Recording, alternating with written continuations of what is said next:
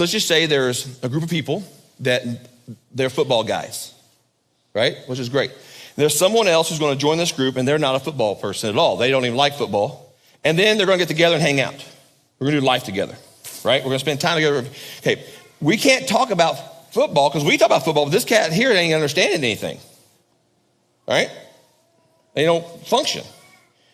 But we can talk about Christ because that would be the common denominator for all of us.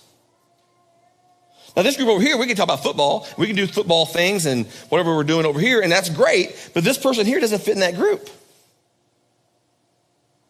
So sometimes what happens in the church for the individual follower of Christ, we're in our other group. We're in our work group or our family group or our hobby group or our whatever. We're in this group over here, and we're having a great time. But we're not in a group where we're talking about Jesus. We're not in a group where we have, there's someone who's holding us accountable and who's the people we can talk to about what we're struggling with in our walk with Christ. And we're not in that group anyplace. And then what happens is the moment that Satan gets you isolated, then he has a chance.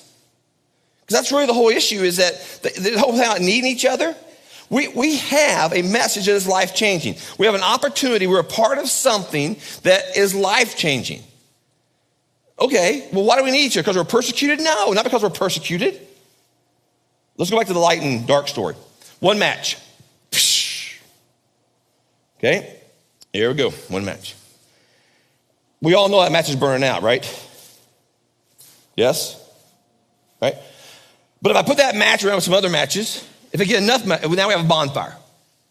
Right, everybody tracking with me? Okay, if I pull that one stick out of the bonfire, and it is lit up, right? It is bonfire. And I bring it over here, it's still light, right? It's still light. It's doing great. But we all know that when I separate that from the bonfire, that it's going to go out in time. Does that make sense to everybody? Oh, it's starting to go out. If I leave it here, it's going to go cold.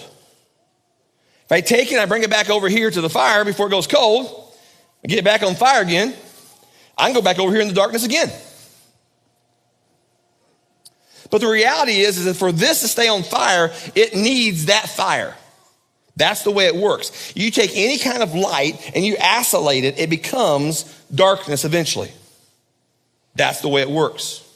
Where none of us are meant to live alone.